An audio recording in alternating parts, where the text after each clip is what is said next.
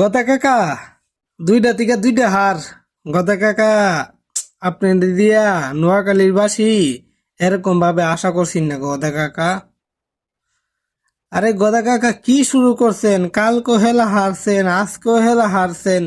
এরকম হইলে নোয়াখালী বাসী তো একটা লজ্জাজনক পাই গেছে। আপনার কি নোয়াখালী মানুষ আপনার কি নোয়াখালী মানুষে ফোন মারতে আনছে বলুন তো? আপনার নোয়াখালী মানুষের আবেগ নিয়ে হেলতাছেন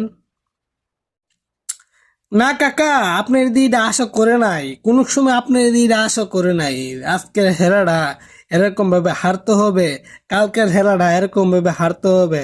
এটা কোন সময় আশা করছে বলেন?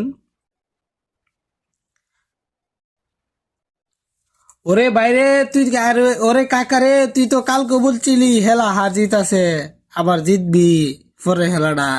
আজকে তুই বলতেছ হেলা হার জিতাছে, আবার আবার ওরে বাইরে, কালকে তো তুই বলছস হেলা হার জিতাছে, নেক্সট টাইম আবার হেলা জিতবি। আজকে বলতেছস হেলা হার জিতাছে, আবার নেক্সট টাইম হেলা জিতবি। তুই কি বাংলাদেশে বিসিবির মতন হয়ে গেছিস কেন কি রে বা কাকা? ওয় ওয় ওয়, ওই যে, ওরে আপনি কি বিসিবি পাপনের মতন হয়ে গেছেন? পাপনও তো বলতো আমাদের টার্গেট নেক্সট বিশ্বকাপ, আমাদের টার্গেট পরবর্তী বিশ্বকাপ।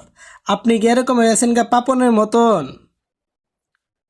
নাজমুল হোসেন পাপনের মতনই তো আপনি হয়ে গেছেন। আপনার নাজমুল হোসেন পাপনের মতন হয়ে গেছেন। পাপন যেরকম ভাবে বলতো আমাদের টার্গেট পরবর্তী বিশ্বকাপ, আমাদের টার্গেট নেক্সট বিশ্বকাপ, এই বিশ্বকাপ আমরা শিক্ষা নিব এই বিশ্বকাপ থেকে। তা আপনি বলতেছেন আমাদের খেলাটা জিতমু আমরা, ঠিক আছে, এরপরে খেলাটা আমরা জিতমু। কালকে তো আপনি এই কথা বলছেন, আজকে আপনি এই কথা বলতেছেন। চুদলিং পং হয়ে দিল না, বিষয়টা বিষয়টা কেমন চুদলিং পং হয়ে দিল না।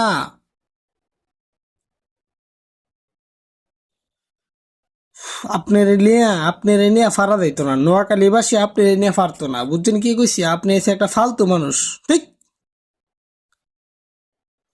ফোন লাগ।